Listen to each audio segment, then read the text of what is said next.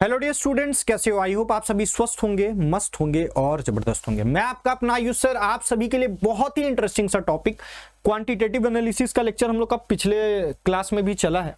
आज उसको हम लोग थोड़ा सा प्रोसीड करेंगे। जो दो टॉपिक्स बचे हुए, जो दो मेथड्स बचे हुए हैं, आज हम लोग उसका स्टडी करेंगे और साथ में इडियोमेट्री भी पढ़ेंगे। ये दोनों टॉपिक ही बहुत इंपॉर्टेंट हो जाते हैं आपके कॉम्पिटिटिव के एग्जाम के पॉइंट ऑफ व्यू से। Is that clear? आइए आगे चलते हैं, बात करते हैं, शुरुआत करते हैं डुमास मेथड के साथ। अब डुमास मेथड क्या कहता है, आओ देखें जरा। बेसिकली डुमास मेथड का यूज नाइट्रोजन के डिटेक्शन के लिए किया जाता है। इसका एस्टिमेशन करने के लिए किया जाता है कि आखिरकार किसी भी ऑर्गेनिक कंपाउंड में कितना नाइट्रोजन प्रेजेंट है। इसके बारे में हम लोग को कहां से पता चलता है? डुमास मेथड से पता चलता है। अब क्या बोलता है? Known mass of a compound is heated with the copper oxide. बोलता है कोई एक ऑर्गेनिक कंपाउंड है और इस ऑर्गेनिक कंपाउंड को आप क्या चीज के साथ हीट कर रहे हैं? कॉपर ऑक्साइड के साथ हीट कर रहे हैं। ये कॉपर ऑक्साइड क्या होता है बेटा? आपको पता है ये एक ऑक्सीजन सप्लायर है।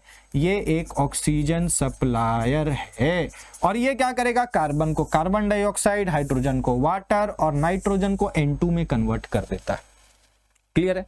और ये जो नाइट्रोजन बना ना, ये क्या होता है? ये आपका upper part of the graduated tube में कलेक्ट होता है और हम लोग वहां से उसका वॉल्यूम को पता कर सकते हैं, आराम से प्रेशर को पता कर सकते हैं और इसके मदद से क्या निकालेंगे? मोल्स निकालेंगे। अब यहाँ इंपॉर्टेंट पॉइंट क्या निकल करके आता है, जो कि यहाँ पर एक्वस KOH है, ये कार्बन डाइऑक्साइड को एब्जॉर्ब कर लेगा, पानी यहीं रह जाएगा। और एक बात समझना, इस नाइट्रोजन के साथ यहाँ पर मॉइस्ट भी प्रेजेंट होता है और ये मॉइस्ट क्या लगाएगा? एक्वस टेंशन लगाएगा, मतलब वेपर प्रेशर लगाएगा। और ये वेपर प्रेशर किसके कारण होगा? वाटर के कारण होगा। तो हम लोग पिछले क्लास में भी पढ़ेंगे PV is equals to nRT में जब भी हम प्रेशर को लेंगे तो प्रेशर को क्या करेंगे बेटा? उसमें एक्वस टेंशन को सब्ट्रैक्ट करके प्रेशर का यूज करेंगे, एक्वस टेंशन को हटा करके प्रेशर का यूज करेंगे। क्लियर है क्या? ये आपका डुमास मेथड का बात है। इसी को हम लोग क्या कहते हैं? इसको हम लोग नाइट्रोमीटर कहते हैं। इसको हम लोग क्या कहते हैं बेटा? नाइट्रोमीटर कहते हैं। और ये पूरा कहानी इसी तरीके से मूव ऑन होता है। यहाँ फर्नेस भी रखा जाता है ताकि आपका ऑक्सीडेशन प्रोसेस जो है वो बहुत आसानी से हो सके। आइए इसी बात को थोड़ा सवाल के द्वारा समझते हैं कि सवाल क्या कहता है। हर सवाल कुछ कहता है, समझने का प्रयास करते हैं। यहां पर अगर आप ध्यान से देखेंगे तो 0.28 ग्राम of an organic compound is given, मतलब आपको यहां से वेट ऑफ ऑर्गेनिक कंपाउंड मिल जा रहा है 0.28 ग्राम। कोई दिक्कत है क्या? अब आगे बात करते हैं, क्या दिया हुआ? 60 ml ऑफ नाइट्रोजन। बोल रहा वॉल्यूम ऑफ नाइट्रोजन भी दे दिया। कितना दिया हुआ है? 60 ml दे दिया। क्लियर है क्या बेटा? आगे बात करते हैं, एट 300 केल्विन बोलता है, टेम्परेचर भी दे दिया 300 केल्विन। मैं ऐसे डेटा क्यों लिखते जाता हूं? क्योंकि ताकि मुझे बार बार क्वेश्चन ना पढ़ना पड़े। Is it clear? अब आगे बढ़ते, बोलता प्रेशर भी दे दिया है, ये हो गया 630 टॉर। लेकिन आपको मैं बता दूं 630 टॉर का इस्तेमाल करेंगे कि नहीं करेंगे, ये डिपेंड करेगा कि सवाल में एक्वस टेंशन की वैल्यू दी गई है कि नहीं। नहीं दी गई होगी तो भैया हम उसको प्रेशर मान के ही काम कर लेंगे। क्लियर है? क्या बोलता है? इन डुमास मेथड बोलता है calculate the percentage of nitrogen in the compound. Nitrogen का परसेंटेज को फाइंड आउट करना है। बोलता है if the vapour pressure of water at 300 kelvin is 22 torr. मतलब हम जो प्रेशर का यूज करेंगे, ये P डैश है, तो हम क्या करेंगे? इस P डैश में एक्वस टेंशन को माइनस कर देंगे। माइनस करके क्या आ जाएगा बेटा? माइनस करके मेरे पास क्या आ जाएगा? जल्दी से बता दो। ये 630 minus aqueous tension that is 22। Answer क्या आ जाएगा? 608 टॉर। आंसर क्या आ जाएगा? 608 टॉर। बोलो यहां तक कोई दिक्कत की बात है क्या? यहां तक कोई दिक्कत की बात है क्या? नहीं।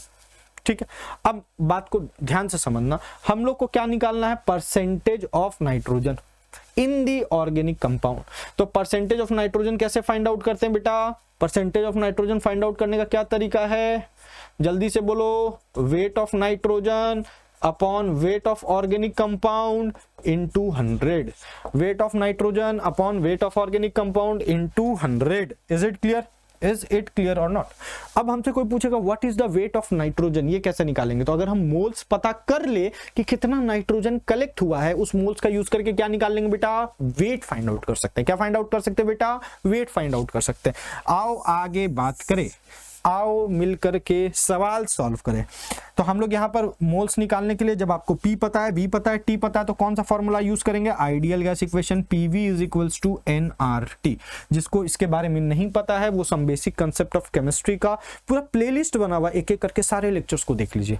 अभी आपके पास खूब समय है, या आप एक दिन में देखना चाहे तो भी आप देख सकते हैं, वो वन शॉट की तरह ही है बेटा, 8 घंटे में कंप्लीट हो जाएगा। 10 घंटे का लेक्चर है, 1.25 पे चलाओ, 8 घंटे में complete, with question, with each and every topic, कहीं कोई टॉपिक स्किप नहीं किया गया, बहुत डिटेल में हर एक चीज को पढ़ाया गया। तो अब यहां पर एक बात याद रखो, जब R का वैल्यू आप पुट करेंगे ना 0.0821, तो आपका प्रेशर किस में होना चाहिए, ATM में। तो टॉर्क को कैसे ATM में बदलेंगे, 608/760, ये क्या बन गया, ATM बन गया। अब मैं यहां पर क्या लिखूंगा बेटा, 608/760 इंटू वॉल्यूम, वॉल्यूम क्या लेंगे 60 ml, 60 ml को भी क्या करेंगे, लीटर में कन्वर्ट कर लेंगे। ये कन्वर्जन बड़ा इंपॉर्टेंट है, इसके लिए मैंने रील्स भी डाल रखा, पहला रील्स ही है कि भैया कौन कौन से इंपॉर्टेंट कन्वर्जन है जो फिजिकल केमिस्ट्री में हमको याद रखने पड़ेंगे, वो सारे हम लोगों ने वहां पर मेंशन कर रखा। अब वॉल्यूम की जगह पे क्या लिख देंगे बेटा, 60 इंटू 10⁻³ यहां से हम क्या निकाल लेंगे, moles of nitrogen, into R के जगह पे क्या लिख देंगे, 0.0821 इंटू टेम्परेचर के जगह पे क्या लिख देंगे बेटा, 300। क्लियर है क्या। अब यहां से हमको मोल्स निकल जाएगा। अब मोल्स ऑफ नाइट्रोजन को कैलकुलेट करना आप, ये आपका काम है, आप घर पे इसको कैलकुलेट करिएगा। जो मोल्स ऑफ नाइट्रोजन निकलेगा वो 2 इंटू 10⁻³ मोल्स निकल करके आएगा। अब हमको तो मोल्स नहीं चाहिए, हमको तो वेट चाहिए, तो मैं यहां से वेट ऑफ N2 क्या निकालूंगा, जल्दी से बताना, वेट ऑफ N2 क्या निकालूंगा, जल्दी से बताना। तो मैं क्या लिख दूंगा, 28 इंटू 2 इंटू 10⁻³ ग्राम। क्लियर है क्या। यहां से मेरा क्या निकल करके आ जाएगा, वेट निकल करके आ जाएगा। बोलो कोई दिक्कत है क्या। अब हमको क्या निकालना बेटा, परसेंटेज, फॉर्मूला सामने है। परसेंटेज में वेट ऑफ नाइट्रोजन कितना लिख दोगे, 28 into 2 into 10⁻³ upon weight of organic compound कितना दिया बेटा, 0.28 इंटू 100। अब इसको हटा दो, यहां 10⁻² लगा दो। बोलो कोई दिक्कत की बात है क्या, कोई दिक्कत है क्या। अब ये 28 और 28 कट गया, ये 10⁻⁴, 2 इंटू 10⁻⁴ - 3, आंसर विल बी 20%। और ये क्या चीज का परसेंटेज निकल के आ गया, नाइट्रोजन का परसेंटेज निकल के आ गया। कितना है बेटा, 20% है। क्लियर है क्या, 20% है। ज्यादातर क्वेश्चन में आपके ऑब्जेक्टिव्स की जगह पे न्यूमेरिकल टाइप इसलिए लेता हूं क्योंकि आजकल का ट्रेंड बन रखा है न्यूमेरिकल टाइप सवाल पूछने का। फिजिकल केमिस्ट्री मतलब न्यूमेरिकल टाइप, ज्यादातर सवाल आपके देखने को मिल रहे, चाहे वो मेंस हो चाहे वो एडवांस हो। हाँ, जिसको न्यूमेरिकल टाइप आ जाएगा बनाने, वो न्यूमेरिकल्स को ऑब्जेक्टिव में भी बहुत आसानी से सॉल्व कर लेगा। इसीलिए मैं ये पैटर्न को लेकर के चल रहा हूँ। क्लियर है, कोई दिक्कत नहीं है। नीट वाले जितने भी बच्चे, प्यारे बच्चे हैं, वो न्यूमेरिकल टाइप को अगर सॉल्व करना सीख गए ना, बाकी तो ऑब्जेक्टिव में टिक ही तो मारना है। आपको कॉन्सेप्ट सीखना है यार, दिमाग को ग्रो करो। दिमाग, एक बार दिमाग ग्रो हो जाएगा ना बेटा, कहीं कोई लफड़ा नहीं आने वाला, कहीं भी कोई लफड़ा नहीं आने वाला। आगे बढ़ते हैं, जिल्दाल मेथड, ये भी बड़ा इंपॉर्टेंट है। ये मेथड का भी इस्तेमाल कहां किया जाता है, नाइट्रोजन के डिटेक्शन में किया जाता है। कहां किया जाता है बेटा, नाइट्रोजन के डिटेक्शन में किया जाता है। ठीक है, बोलता है ऑर्गेनिक कंपाउंड का मेरे को मास पता रहेगा, जिसको आप K2SO4 के साथ या CuSO4 के साथ मरकरी के प्रेजेंस में ड्रॉप करेंगे और कंसंट्रेटेड H2SO4 के साथ उसको रिएक्ट कराएंगे। क्लियर, उसको हीट करेंगे, किसमें, जिल्दाल फ्लास्क में हीट करेंगे। तो जो CuSO4 है और जो Hg है वो किसके तरह बिहेव करेगा, एज कैटलिस्ट की तरह बिहेव करेगा। वहीं K2SO4 जो आप यहां पर यूज कर रहे हैं, इसका काम क्या है, बॉइलिंग पॉइंट को रेज करना, बॉइलिंग पॉइंट को बढ़ाना। किसका बॉइलिंग पॉइंट को ये बढ़ाएगा, H2SO4 के बॉइलिंग पॉइंट को बढ़ा देगा। The nitrogen in the organic compound is quantitatively converted into ammonium sulphate. जो ऑर्गेनिक कंपाउंड में नाइट्रोजन होगा ना, वो किस में कन्वर्ट हो जाएगा, अमोनियम सल्फेट में हो जाएगा। और बोलता है the resulting mixture is then distilled with the excess of NaOH and the NH3 evolved is passed into a known but excess volume of standard HCl और H2SO4। कहानी क्या कहता है, बोलता है यहां से क्या निकलेगा, NH4 निकलेगा, हीटेड कंडीशन है, NH4 से क्या निकलेगा, अमोनिया निकलेगा। और उस अमोनिया को क्या कराना है, किसी एसिड से पास करा देना है। जिस एसिड से पास कराओगे वो एसिड एक्सेस में होना चाहिए। किस में होना चाहिए, एक्सेस में होना चाहिए। और फिर जो बच जाएगा ना एसिड, जो बच जाएगा उसको फर्दर आप टाइट्रेशन कराएंगे, किससे, एल्कली से। अब यहां एक वर्ड आ गया टाइट्रेशन, डरने का नहीं है। टाइट्रेशन का मतलब है बस डाल करके रिएक्ट कराएंगे। अभी तुम इतना ही समझो, ठीक है। बाकी रिडॉक्स में हम लोग टाइट्रेशन बहुत डेप्थ में पढ़ेंगे, वर्ड से डरना नहीं है। जो बच गया उसमें एसिड, उसको हम क्या करेंगे, NaOH से टाइट्रेट कराएंगे। टाइट्रेट कराना मतलब मिला करके रिएक्ट कराएंगे, तब तक मिलाएंगे जब तक कंप्लीट H2SO4 रिएक्ट ना कर जाए। टाइट्रेशन में हम क्या करते हैं, NaOH का जो वॉल्यूम का कंट्रोल है वो अपने पास रखेंगे, हम तब तक डालते रहेंगे जब तक पूरा H2SO4 रिएक्ट नहीं कर जाता। उसके बाद जैसे ही खत्म हुआ, एंड पॉइंट आया, एंड पॉइंट मतलब उसमें हम इंडिकेटर डाल के रखेंगे। इंडिकेटर क्या करेगा, जैसे ही हल्का सा एक बूंद भी NaOH का बढ़ेगा, कलर चेंज कर लेगा, मैं वहीं पर रिएक्शन को स्टॉप कर दूंगा, बोलता था amount of acid used against NH3 can be known and from this the percentage of nitrogen is calculated. कुल मिलाकर के हमको इससे यह भी पता चल जाएगा कि कितना अमोनिया से H2SO4 रिएक्ट किया है, और अगर H2SO4 का अमाउंट पता है तो हम अमोनिया का भी पता लगा लेंगे पहले रिएक्शन में कितना हुआ है। अमोनिया का अमाउंट पता चल गया, उससे हम नाइट्रोजन का अमाउंट पता लगा लेंगे, क्योंकि वहां पर जो भी नाइट्रोजन आएगा वो कहां से आएगा, उसी ऑर्गेनिक कंपाउंड से आएगा। इसका बस फंडा आपको याद रखना। देखो जो भी है आपके पास, इसको कंसंट्रेटेड H2SO4 के साथ रिएक्ट कराना, जो भी नाइट्रोजन होगा वो अमोनियम सल्फेट बना लेगा, वो NaOH के साथ Na2SO4 और यहां से अमोनिया रिलीज करेगा, और ये अमोनिया एक्सेस ऑफ H2SO4 के साथ रिएक्ट करके अमोनियम सल्फेट बना देगा। इसी रिएक्शन से हमको पता चलेगा कितना नाइट्रोजन उस ऑर्गेनिक कंपाउंड में है। ठीक है, this method is not applicable, कहां पर एप्लीकेबल नहीं है, to the compound containing nitrogen in nitro and azo group. अगर वो नाइट्रो ग्रुप के फॉर्म में है ऑर्गेनिक कंपाउंड में, NO2 टाइप के फॉर्म में है, या NO के फॉर्म में है, या एजो N2 के फॉर्म में है, तब हम वहां पर इसका यूज, इस जिल्दाल मेथड का यूज नहीं करेंगे। कौन सा मेथड का यूज करेंगे, डुमास मेथड का यूज करेंगे। याद रखिएगा, बड़ा इंपॉर्टेंट पॉइंट है। कहां पर आप जिल्दाल मेथड को नहीं लगा सकते, जब कभी भी nitrogen in the organic compound in the form of nitro हो या फिर in the form of azo group हो, हम इसका यूज नहीं करेंगे। या फिर nitrogen present in the ring like pyridine type का, लाइक दिस, समझ रहे हो, इस केस में भी आप जिल्दाल मेथड का यूज नहीं करेंगे। ठीक है, क्लियर है क्या? चलिए आगे बढ़ते हैं। एक ये आपका कंसेप्ट है। देखो ये जिल्दाल फ्लास्क है, जिल्दाल फ्लास्क में आप हीट उट किए हैं, यहाँ से जो भी आपका अमोनिया निकला है उसको आप स्टैंडर्ड वॉल्यूम ऑफ एसिड के साथ, नॉन वॉल्यूम ऑफ एसिड के साथ रिएक्ट कराएंगे, फिर फर्दर आप उसको NaOH के साथ टाइट्रेट कराएंगे। क्लियर है क्या? टाइट्रेट का मतलब डरो मत, समझे, आपको कुछ नहीं करना। सुनो, वहां से जो अमोनिया निकला, उस अमोनिया को एक्सेस ऑफ एसिड के साथ रिएक्ट कराए। अब एसिड एक्सेस में था तो अमोनिया मेरा LR हो जाएगा। अब हमको अमोनिया पता चल गया कि कितना रिएक्ट किया है। ठीक, बोलेंगे सर हमको अमोनिया का अमाउंट ही नहीं पता। लेट सपोज जो बचा हुआ H2SO4 है उसको फिर हम क्या करेंगे, NaOH के साथ रिएक्ट कराएंगे। तो यहाँ दो रिएक्शन होंगे H2SO4 के, दो रिएक्शन होंगे। एक में H2SO4 अमोनिया के साथ रिएक्ट करेगा, एक में H2SO4 NaOH के साथ रिएक्ट करेगा। बस तुम ऐसा समझो, ये दो रिएक्शन के बेसिस पे आपको अमोनिया का अमाउंट पता करना है कुल मिला के। ठीक है, आइए एक सवाल बनाते हैं, आपका कॉन्फिडेंस लेवल अप हो जाएगा। बोलता क्या है, the 2 gram of an organic compound was treated according to Kjeldahl method.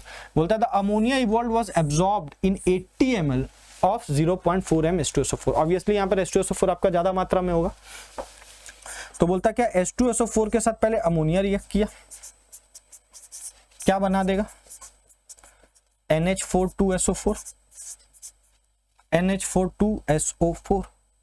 आप बैलेंस कर लेना, यहां पर 2 लगा दो, यहां भी 2 लगा दो। क्लियर है? तो 2 नाइट्रोजन, ठीक। अब यहां भी 2 लगा दो, तो यहां कितना हो जाएगा, 4 दूनी 8 और 2 16, है ना? क्लियर है? अब यहां पर आपका क्या है, सॉरी, इसका 1 मोल इसके 2 मोल से रिएक्ट करेगा, इसके 1 मोल इसके 2 मोल से रिएक्ट करके NH4 2SO4 बना देगा। यहां 2 लगाने का जरूरत ही नहीं है, क्लियर? अब इसका 1 मोल इसके 2 मोल से रिएक्ट करा, फिर जो बच गया H2SO4 उसको क्या करने बोल रहा है, the residual acid is reacted with 40 required बोल रहा है, मतलब जो बचा हुआ है उसको इतना NaOH की आवश्यकता है। जो बचा हुआ एसिड क्या है, H2SO4 plus NaOH will form Na2SO4 plus H2O। अब यहाँ बैलेंस कर लो, यहाँ 2 लगा दो, कि 2 नाइट्रोजन हो गया, 1 सल्फेट हो गया, और 2 दूनी 4 हाइड्रोजन और 2 ऑक्सीजन, यहाँ 2 लगा दो। क्लियर है क्या? अब ध्यान समझ लो, लेट सपोज आपको क्या क्या दे दिया, ऑर्गेनिक कंपाउंड का वेट दे दिया, वेट ऑफ ऑर्गेनिक कंपाउंड आपको पता है कितना है, 2 ग्राम्स है। क्लियर। अच्छा, टोटल मोल्स आप निकाल सकते हैं, टोटल मोल्स ऑफ H2SO4 कितना हो जाएगा, 0.4 इंटू 80, ये हो जाएगा 3.2 मिलीमोल्स या 32 मिलीमोल्स, 32 मिलीमोल्स। अब ये 32 मिलीमोल्स किसके बराबर होगा, लेट सपोज कुछ अमाउंट H2SO4 का यहाँ यूज होगा, कुछ अमाउंट यहाँ यूज होगा। तो लेट सपोज यहाँ x मोल यूज हुआ है, तो अमोनिया कितना रिएक्ट करेगा, 2x मोल। क्लियर। यहाँ y मोल यूज हुआ है, तो इसका कितना हो जाएगा, 2y मोल। क्लियर। अब सारा कंडीशन मिलीमोल में चल रहा है, तो इसको भी मिलीमोल में लेकर चल लो, कोई दिक्कत की बात नहीं है। तो मैं यहां पर क्या लिख सकता हूं, x प्लस वाई बराबर 32 मिलीमोल्स। बोलो यहां तक कोई दिक्कत की बात है क्या, कोई दिक्कत की बात है। अब क्या बोलता है कि कितना NaOH यूज हुआ है, 0.6 इंटू 40 मतलब 24 मिलीमोल। तो मैं क्या लिख सकता हूं, 2y बराबर 24 मिलीमोल्स, क्योंकि बोला है जो बचा हुआ H2SO4 के साथ है उसके साथ कितना NaOH का यूज पड़ा, 40 ml, और उसका कंसेंट्रेशन 0.6 ml। इतना NaOH का जरूरत पड़ा, मतलब मोल्स कितना हो गया, 0.6 इंटू 40 दैट इज 24 मिलीमोल। तो y बराबर यहां से क्या निकल करके आ जाएगा, 12 मिलीमोल। अब y बराबर 12 मिलीमोल निकल करके आ गया, उसको हम यहां पर पुट कर देंगे, तो x बराबर क्या आ जाएगा, 20 मिलीमोल। x बराबर क्या आ जाएगा, 20 मिलीमोल्स। क्लियर। अब x आ गया आपके पास, तो अमोनिया कितना यूज हुआ है, x से तो आपको पता है कितना H2SO4 पहले में रिएक्ट किया, और वो x मोल ऑफ H2SO4 कितने अमोनिया से रिएक्ट किया है। तो मोल्स ऑफ अमोनिया कितना हो जाएगा बेटा, 2x that is 40 millimoles, that is 40 millimoles. आया क्या, आया कि नहीं आया। अच्छा, अब इसको देख के पता चल रहा है क्या, एक मोल अमोनिया में कितना मोल नाइट्रोजन होगा, एक ही मोल होगा। एक मोल अमोनिया में 1 mole of ammonia will have, या 1 millimole of ammonia will have 1 millimole of nitrogen. तो 40 मिलीमोल्स, तो 40 millimoles of ammonia will have 40 millimoles of nitrogen, 40 millimoles of nitrogen. बोलो यहां तक आया क्या, आया ना, आया कि नहीं आया, जल्दी बताओ। अब आपको मोल्स ऑफ नाइट्रोजन मिल गया, कितना है, 40 मिलीमोल्स। क्लियर। तो वेट ऑफ नाइट्रोजन कितना हो जाएगा, मैं N2 नहीं है यहां पर, N लेना, N। तो क्या हो जाएगा, 40 into 14 millimole, sorry 14 into 14 grams. तो हमको तो परसेंटेज ऑफ नाइट्रोजन निकालना है, उसके लिए क्या यूज करेंगे बेटा, weight of nitrogen upon weight of organic compound into 100। Clear है क्या। तो परसेंटेज ऑफ नाइट्रोजन बराबर क्या जाएगा, वेट ऑफ नाइट्रोजन क्या ले लेंगे, 40 into 14 upon weight of organic compound क्या ले लेंगे, 2 इंटू 100, 2 इंटू 100। कोई दिक्कत है क्या। अच्छा, ये सारा मिलीमोल्स में चल रहा था, इसको अगर आप ग्राम में बदलेंगे तो आपको इसको मोल में भी बदलना पड़ेगा। तो 40 into 10 to the power minus 3 mole हो जाएगा। यहाँ 10 टू द पावर माइनस 3 भी चलेगा साथ में, यहाँ 10 टू द पावर माइनस 3 भी चलेगा। क्लियर है क्या, इंटू 100। अब ये हो जाएगा 7 बार में, ये हो जाएगा 28%। तो कितना परसेंटेज है नाइट्रोजन ऑर्गेनिक कंपाउंड में, 28%। यहाँ सीखने वाली बात क्या है, ये दो रिएक्शंस कि पहला में अमोनिया निकला वो H2SO4 के साथ रिएक्ट करेगा, जो बच गया H2SO4 वो NaOH के साथ रिएक्ट करेगा, और यहाँ NaOH का आपको अमाउंट दे देगा। उसके बेसिस पे आप पता लगा सकते हैं कि कितना H2SO4 पहले रिएक्शन में पार्टिसिपेट किया, और पहले रिएक्शन में जितना H2SO4 पार्टिसिपेट किया उसका ट्वाइस अमोनिया रिएक्ट किया है। तो जितना अमोनिया रिएक्ट किया उसका मोल्स पता चल जाएगा, मोल्स ऑफ अमोनिया से मोल्स ऑफ नाइट्रोजन, और मोल्स ऑफ नाइट्रोजन से वेट ऑफ नाइट्रोजन, और वेट ऑफ नाइट्रोजन से wait percentage of nitrogen in the organic compound आप पता कर सकते हैं। ये जिल्दाल मेथड। क्लियर है क्या। ये दो मेथड्स हो गया, डुमास मेथड भी हो गया, जिल्दाल मेथड्स भी हो गया। आगे बढ़ते हैं नेक्स्ट टॉपिक के, और कंसेप्ट है इडियोमेट्री का। बेसिकली इडियोमेट्री का यूज कहां करते हैं, बोलता था chemical reactions are performed in a glass tube. किसी ग्लास ट्यूब में परफॉर्म कराया जाता है with the help of an electric spark. Electric spark डाल करके रिएक्शन कराया जाता है, मतलब कुल मिलाकर के यहाँ ऑक्सीडेशन रिएक्शन हो रहा होगा। अब कुछ पॉइंट्स याद रखना, for an ideal gas at constant temperature and pressure volume is directly proportional to n, at constant temperature and volume pressure is directly proportional to n. ये सारी चीजें वहीं से आ रही है, PV is equals to nRT से।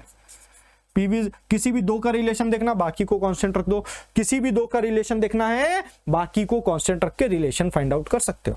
जैसे यहाँ पर टेम्परेचर और प्रेशर को कांस्टेंट रखा गया तो volume is directly proportional to n. फिर यहाँ पर टेम्परेचर और वॉल्यूम को रखा गया तो pressure is directly proportional to N आ जा रहा है। क्लियर है क्या? This is all about eudiometry, this is all about eudiometry. अब यहाँ कुछ नोट पॉइंट्स आपको बता रहा हूं। बोलता until and unless not mentioned N2 considered it as an inert gas. जब तक N2 नहीं मेंशन किया गया है उसको आपको इनर्ट गैस के तरह ही समझना है कि ये फर्दर रिएक्शन में कोई पार्टिसिपेशन नहीं करेगा। आगे, until and unless not specified reaction condition consider the ordinary condition। अगर कंडीशन नहीं दिया हुआ है आपको ordinary condition that is STP या रूम टेम्परेचर लेकर के चलना है। क्लियर है? बोलता volume of solid and liquids are negligible with respect to the volume of gas. यहाँ खेल गैस का ही होने वाला है क्योंकि इडियोमेट्री में हम बेसिकली मेजरमेंट गैस के अकॉर्डिंग सारा कैलकुलेशंस करते हैं। क्लियर? फिर क्या बोलता until and unless not specified H2O considered it is an liquid state। जब तक लिखेगा नहीं H2O गैस तब तक आपको H2O लिक्विड मान करके चलना है। बोलता है केमिकल रिएक्शन वॉल्यूम और मोल्स में इंक्रीजेस और डिक्रीजेस और रिमेन्स कांस्टेंट। यहीं पर एक कंसेप्ट आता है that is volume of contraction and volume of expansion. आओ देखें, जैसे वॉल्यूम ऑफ एक्सपेंशन कब होगा इसका मैं एक एग्जांपल देता हूं, इसका एक एग्जांपल देता हूं एक्सपेंशन का। जैसे 2NH3 गैस है, ये कन्वर्ट हो गया N2 प्लस 3H2 में। अब आपको पता है इसका स्टोइकियोमेट्रिक कोफिशिएंट क्या कहलाता है? वॉल्यूम। तो आप जब फाइनल वॉल्यूम देखेंगे गैसियस प्रोडक्ट का वॉल्यूम क्या आ जाएगा? 4 माइनस 2, आंसर क्या आ गया? 2। और वो भी किस में आएगा? पॉजिटिव में आएगा। इसका मतलब है कि यहां पर क्या हुआ? वॉल्यूम का एक्सपेंशन हुआ है आफ्टर रिएक्शन। कभी कभार कॉन्ट्रैक्शन भी होता है तो आप इसी को रिवर्स कर दो, इसी को रिवर्स करके देख लो ना, क्या दिक्कत है? अब यहां पर क्या हो गया? फाइनली 2, इनिशियली 4, आंसर नेगेटिव में आएगा और ये नेगेटिव साइन क्या बता रहा है? कि यहां कॉन्ट्रैक्शन हुआ है। तो बोलता है रिएक्शन के दौरान कॉन्ट्रैक्शन और एक्सपेंशन हर तरीका का संभावना पॉसिबल है। हाँ, एक केस और है कि कांस्टेंट रह जाए, for example H2 plus Cl2 will form 2HCl gas. तो क्या हो जाएगा? 2 माइनस 2, आंसर विल बी 0। तो जब भी 0 आ जाएगा तो हम क्या समझेंगे? There will be no expansion and no contraction. Clear है क्या? चलिए आगे बढ़ते हैं। बोलता बैलेंस द रिएक्शन, ये कुछ बैलेंसिंग है जो आपको आना चाहिए। अगर ऐसा है CXHY तो X plus Y/4 O2 will form X Y/2। Clear? उसी तरीका से ये एक बैलेंसिंग है, ये भी आपको आना चाहिए, कोई बहुत भारी चीज नहीं है, ये आप देख करके समझ सकते हैं कैसे बैलेंसिंग है। आराम से इसको देखिए और समझने का प्रयास करिए। सिर्फ बैलेंसिंग क्या, ऐसा बैलेंसिंग हम लोग बहुत बार कर चुके हैं। क्लियर? नेक्स्ट, अब जो इंपॉर्टेंट है, कौन कौन सा ऐसा सॉल्वेंट है और कौन कौन से गैस को वो एब्जॉर्ब करता है। बहुत बार ये हिंट के तौर पे देगा, इससे आपको बहुत बार वॉल्यूम ऑफ द गैस को पता पड़ जाएगा। फॉर एग्जांपल अगर आपको KOH दिया हुआ है तो कार्बन डाइऑक्साइड, सल्फर डाइऑक्साइड और क्लोरीन को एब्जॉर्ब करेगा। अगर एमोनिकल कॉपर क्लोराइड दिया वो कार्बन मोनोऑक्साइड को एब्जॉर्ब करेगा। टर्पेंटाइन ऑयल दिया है तो ओजोन को एब्जॉर्ब करेगा। एल्कालाइन पायरागोनॉल दिया है तो ऑक्सीजन को एब्जॉर्ब करेगा। वाटर दिया है तो NH3 और HCl को एब्जॉर्ब करेगा। इसको अच्छे से कॉपी में नोट डाउन कर लीजिए। CuSO4 दिया हुआ है वो H2O को एब्जॉर्ब करेगा। बहुत जगह पे CaSO4 भी लिखा हुआ रहता है ना, मतलब जितने भी डिहाइड्रेटिंग है एजेंट आप उसको यूज कर सकते हैं। निकल PTPD दिया हुआ है वो हाइड्रोजन को एब्जॉर्ब करेगा, एब्जॉर्ब नहीं करता बल्कि यहाँ पर एब्जॉर्ब होता है। मतलब कुल मिलाकर के ये सोखेगा, कोई पूरे तरीका से सोखता, कोई सिर्फ सरफेस पे सोखता है। सोखना मतलब क्या होता है? सरफेस पे ही रह गया ये, तो उसको हम लोग एब्जॉर्प्शन नहीं कहते, क्या कहते हैं? एडजॉर्प्शन कहते हैं। लेकिन कुल मिला के वो उस रिएक्शन से हाइड्रोजन को हटा देगा, इसीलिए मैं यहाँ पर पढ़ रहा हूँ। फ्रेशली प्रिपेयर्ड FeSO4 क्या करेगा? NO को एब्जॉर्ब कर लेता है। ये कुछ चीजें हैं जो आपको ध्यान रहनी चाहिए। क्लियर? अब इससे रिलेटेड कुछ सवाल करेंगे तो आपका ऑटोमेटिकली चीजें क्लियर आउट हो जाएगी। थोड़ा सा एक बार इडियोमेट्री का आप सेटअप देख लीजिए। बोलता है गैस सैंपलिंग रहता है, ये इडियोमेट्री ट्यूब है, ठीक है, ये इडियोमेट्री ट्यूब है, ये टेस्ट बोतल है जिसमें 500 ml है, ये कनेक्टिंग ट्यूब है, ठीक है, यहां से निकलता है, ये बैरियर सॉल्यूशन है। तो इस तरीका से यहाँ पर इडियोमेट्री होता है। कुल मिला करके ये आपका सेटअप है जिस तरीका से इडियोमेट्री परफॉर्म कराया जाता है, और यहाँ पर एक इलेक्ट्रिक स्पार्क भी प्रोवाइड कराया जाता है, तभी आगे कहानी बनता है। क्लियर? एक सवाल करते हैं इस पे ताकि आपको चीजें समझ में आ जाए। इसमें कुछ नहीं है भाई, इसमें सिंपल सा कहानी है। क्या कहानी है कि आपको ये पता होना चाहिए इडियोमेट्री में कि कौन सा सॉल्वेंट किस गैस को एब्सॉर्ब करता है। इससे आपको एक हिंट मिल जाता है सवाल में। क्लियर? जैसे यहां पर एक सवाल है आपके सामने, क्या दिया, बोलता है गैस एल्केन, एल्केन मतलब CnH2n+2 विथ ऑक्सीजन जब रिएक्ट कराया तो ऑब्वियसली कार्बन डाइऑक्साइड बनेगा प्लस H2O। मैंने क्या बोला, अगर कुछ नहीं दिया आप H2O को लिक्विड मान करके चलेंगे, ये गैस हो गया, ये भी गैस हो गया, ये भी गैस हो गया। अब आपको यहां पर बैलेंस करना है, अब आपको यहां पर बैलेंस करना है, तो यहां पर आपका क्या बैलेंसिंग हो जाएगा, N, अब यहां से लगा दोगे N, ठीक है। हाइड्रोजन कितना है 2n+2, तो मैं यहां पर क्या लिख दूंगा n+1, तो ऑक्सीजन कितना हो गया, यहां से हो गया 2n, तो आप n लिख दो, और यहां से हो जाएगा n+1, आप यहां पर क्या लिख दोगे n+1/2, ये आपका बैलेंसिंग हो गया।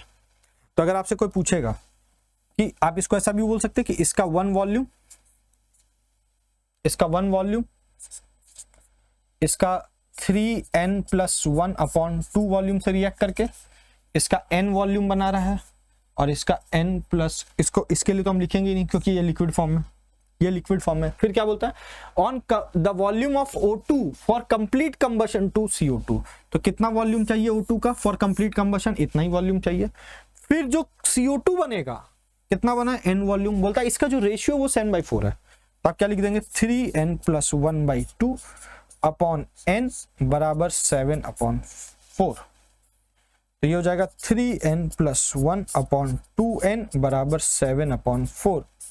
यहां से क्या आ जाएगा 12n+4 बराबर 14n, बराबर 14n। इसको उठा के उधर ले जाओ तो 4 बराबर 14n-12n, यहां से n बराबर क्या आ जाएगा 2 आ जाएगा। क्लियर?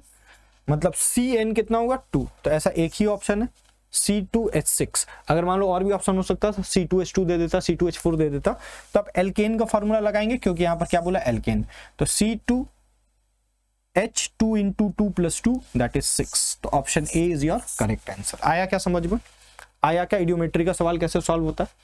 ठीक है, अभी भी इसमें बहुत ज्यादा इडियोमेट्री यूज नहीं हुआ, अब यहां पर यूज होगा। देखो कैसा सवाल पूछा जाता है इडियोमेट्री में, क्या बोलता है, बोलता है 20 ml sample of CXHY was exploded with the excess amount of O2। Excess amount of O2 से एक्सप्लोड करा दिया गया, किसको, CXHY को। तो अभी हम लोगों ने इसका बैलेंसिंग देखा, ये याद ही हो जाना चाहिए, मैं बता रहा हूं, ये बैलेंसिंग आप याद ही कर लो भाई, काम आएगा कहीं ना कहीं फटाफट। अब एग्जाम में बैठ करके सोचोगे, बैलेंस करोगे, निकल जाएगा भाई टाइम, बैलेंसिंग में निकल जाएगा 2-4 मिनट। तो ये आप बैलेंसिंग याद कर लेना, ठीक है। ये नोट्स आपको मिल भी जाएगा टेलीग्राम चैनल पे। तो ये हो जाएगा x प्लस,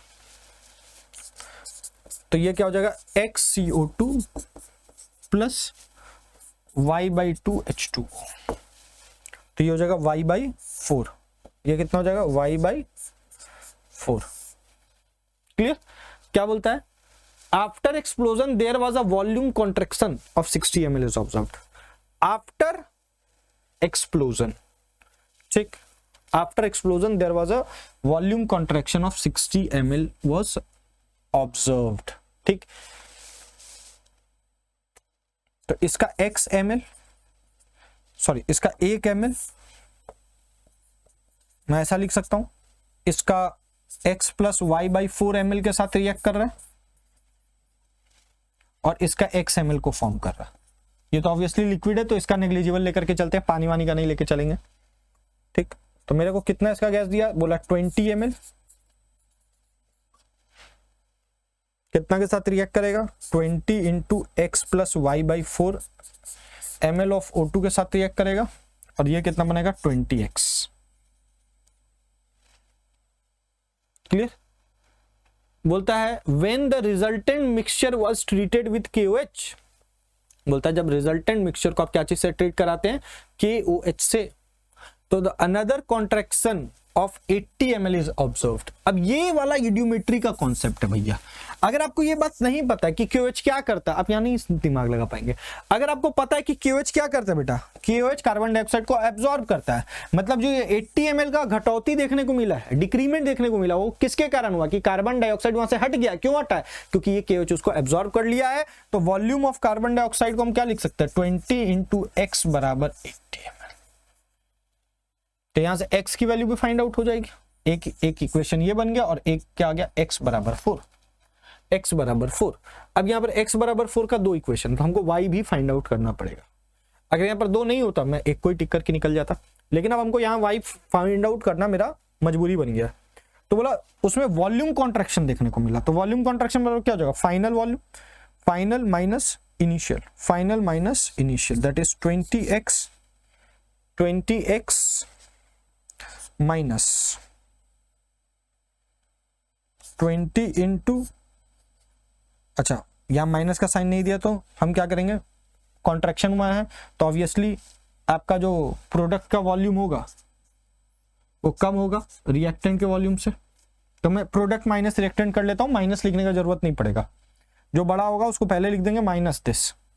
तो बड़ा कौन है, reactant, that is 20 plus 20 into x plus y by 4 minus 20x के जगह पे क्या लिखोगे, 80 ml लिख सकते हैं बराबर 60 ml।